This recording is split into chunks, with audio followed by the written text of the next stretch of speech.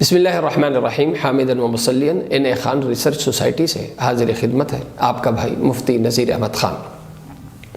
بہت پہلے ایک انگریزی اخبار میں نے ایک سروے پڑھا تھا۔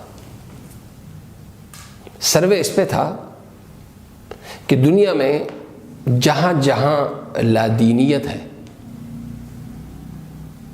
مذہب اور خدا کا انکار ہے، وہاں امن ہے۔ جیسے چائنا لے لیں، مغربی ممالک لے لیں، امریکہ لے لیں، وہاں فل امن ہے۔ اور جہاں جہاں دین ہے، خواہ وہ عیسائیت کی صورت میں ہو، خواہ یہودیت کی صورت میں ہو، خواہ اسلام کی صورت میں، جہاں جہاں مذہب ہے، جہاں جہاں دین ہے، وہاں بدامنی ہے اور لڑائی ہے۔ جیسے آپ عرب لے لیں، آپ فلسطین لے لیں، آپ ایران لے لیں، آپ افغانستان لے لیں، آپ پاکستان لے لیں، آپ افریقی ممالک لے لیں۔ تو سروے کا حاصل یہ تھا کہ انتشار کا اور جھگڑوں کا آپس میں کا جو سبب ہے، آپس کے جھگڑوں کا سبب وہ ہے دین۔ دین کو ہٹا دو، لادینیت اگر آ جائے دنیا میں تو ایسے ہی امن ہو جائے جیسے چائنا، امریکہ اور مغربی ممالک میں امن ہے۔ یہ تو آج کا مشاہدہ پیش کیا، لیکن حقیقت کیا ہے؟ حقیقت یہ ہے کہ یہ جو جنگ ہے، یہ ہمارا مسلط کردہ ہے یا غیروں کا ہم پر مسلط کردہ ہے؟ اس وقت یہ جنگیں، یہ مغربی ممالک، خاص طور سے یہ امریکہ کا بزنس ہے۔ امریکہ کی سب سے بڑی کمائی ہتھیاروں سے ہے، ہتھیاروں سے، اور ہتھیاروں کے لیے ضروری ہے ٹرائل ٹیسٹ اور جنگیں۔ آپس میں اسلامی دنیا کی آپس میں جنگیں ہوں گی، اسلامی ممالک کی آپس میں لڑائیاں ہوں گی تو ان کا بزنس چلے گا۔ عرب ایران کی لڑائی ہو یا دوسری ہماری جنگیں ہوں، اس کے پیچھے اگر کوئی سازش ہے تو وہ غیروں کی سازش ہے، وہ اس کی وجہ اسلام نہیں ہے۔ اور امریکہ نے یہ جنگیں جو ہم پر مسلط کی ہوئی ہے، یہ اپنے وظیفہ خور طبقے کے ذریعے سے، جو ہماری حکومت، ہماری عدالت اور ہمارے سسٹم پر مسلط ہے۔ انہوں نے ہمیں مسلکوں میں تقسیم کر دیا ہے، مسلکی تعصب اور خارجی سوچ دے کے، اور مذہب کے نام پہ، مسلک کے نام پہ ہمیں لڑوا رہے ہیں۔ ایک تو اس کا سبب یہ ہے، دوسرا اس کا سبب یہ وبال بھی ہے، یہ ہمارے گناہوں کی وجہ سے بھی ہے۔ گناہ ہمارا یہ ہے کہ دین کے ہر شعبے میں کام کرنے کو، اس کے ساتھ جڑنے کو ہم دین سمجھتے ہیں۔ مثلا ایک شخص تبلیغ سے جڑا ہوا ہے، تبلیغ میں نکل رہا ہے، تبلیغ کا کام کر رہا ہے، ہم کہہ رہے ہیں دین کا کام کر رہا ہے۔ ایک شخص مسجد میں بیٹھ کے عبادت کر رہا ہے، امامت کر رہا ہے، ہم کہتے ہیں دین کا کام کر رہا ہے۔ مدرسے میں پڑھا رہا ہے، خانقاہ میں بیٹھ کے کام کر رہا ہے، ہم کہتے ہیں دین کا کام کر رہا ہے۔ لیکن ایک شخص نظام کی تبدیلی کے لیے انقلابی کوشش کر رہا ہے یا سیاسی اور پارلیمانی سیاست کر رہا ہے، کیا اسے ہم اس کے بارے میں کیا ہمارا یہ ذہن ہے کہ یہ دین کا کام کر رہا ہے؟ نہیں۔ اس کا مطلب ہے کہ دین کا یہ اہم ترین شعبہ جو نظام کی تبدیلی، نظام کی اصلاح سے متعلق ہے، یہ شعبہ متروک ہو چکا ہے۔ آج کا مسلمان اسے دین کا حصہ، دین کا شعبہ ہی نہیں سمجھتا۔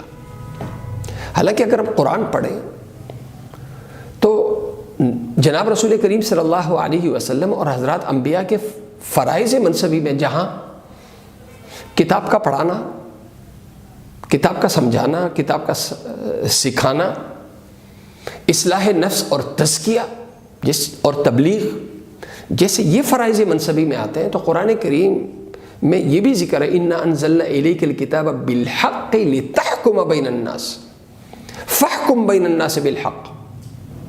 اسی طرح یا داؤد اِنَّا جَعَلْنَاكَ خَلِيفَةً فِي الْأَرْضِ فَاحْكُمْ بَيْنَ النَّاسِ بِالْحَقِّ۔ ہر نبی کے واقع کہ صرف آپ نے مسجد، خانقاہ، مدرسے میں بیٹھ کے تعلیم و تعلم اور تبلیغ اور واعظ و نصیحت اور تذکیر تک محدود نہیں رہنا، بلکہ آپ کے فرائض منصبی میں جیسے ان اداروں کی مسجد، خانقاہ، مدرسے کی سربراہی آپ کے فرائض منصبی میں، اسی طرح عدالت و حکومت کی سربراہی بھی آپ کے فرائض میں، جس طرح فرد اور مجتمع کی اصلاح اور تربیت یہ آپ کے فرائض منصبی میں ہے، اسی طرح سیاست اور حکومت،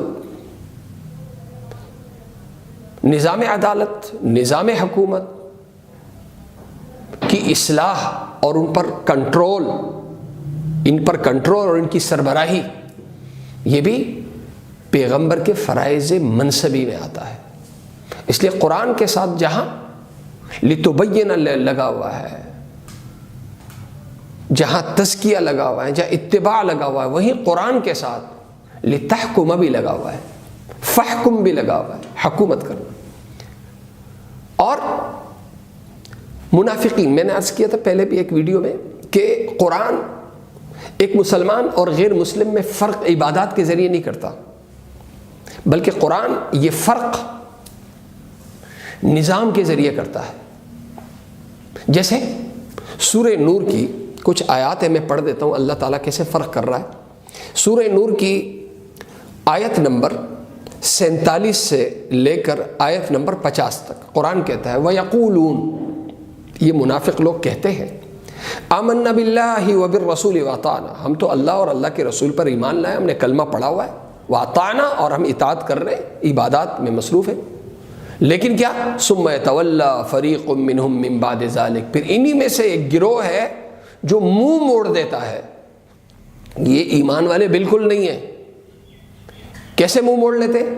اذا دعوا الی اللہ ورسولہ لیحکم بینہم، جب انہیں اللہ اور اللہ کے رسول کی طرف اس لیے بلایا جاتا ہے کہ اللہ اور اللہ کے رسول ان کے فیصلے کریں، تو بحیثیت سربراہ عدالت کے، سربراہ حکومت کے، یہ تسلیم کرنے کو تیار نہیں ہے۔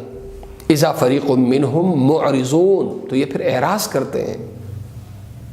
وَإِن يَكُن لَّهُمُ الْحَقُّ يَأْتُوا إِلَيْهِ مُذْعِنِينَ، اگر فیصلہ ان کے فائدے میں جا رہا ہو تو پھر بڑے مطیع بن کے آتے۔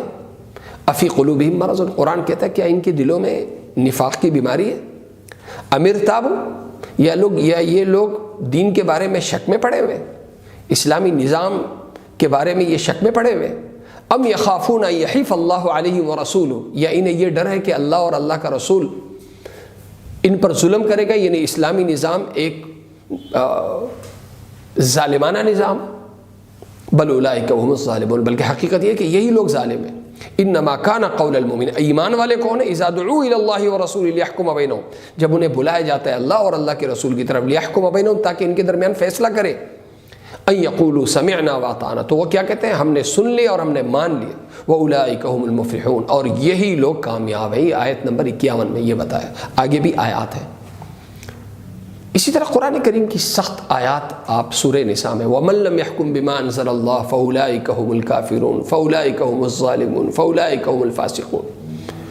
عبادات تک ایک شخص دین کا پابند ہے، لیکن وہ فیصلہ قرآن و سنت کے مطابق، نظام اسلام کے نظام عدل کے مطابق فیصلے نہیں ہو رہے، تو قرآن کہتے ہیں یہ لوگ کافر ہیں، یہ لوگ ظالم ہیں، یہ لوگ فاسق ہیں۔ لہذا نظام اسلامی، نظام سے روگردانی، نظام کے نفاذ کے بارے میں غفلت، تساہل، قرآن اسے ظلم کہتا ہے، قرآن اسے کفر کہتا ہے، قرآن اسے فسق و فجور کہتا ہے۔ لہذا اس عملی کفر میں، اس عظیم ظلم میں اور اس فسق و فجور میں آج پوری امت کی خاص طور سے دینی قیادت مبتلا ہے، کہ ہمیں جو ہماری قیادت کی طرف سے جو تربیت دی جا رہی ہے وہ یہ دی جا رہی ہے کہ سیاست ایک غلاظت ہے، سیاست ایک گمراہی ہے۔ آج اسی وجہ سے، اس راہبانہ سوچ کی وجہ سے آج ہمارا کوئی مسلمان یا کوئی عالم جو سیاست میں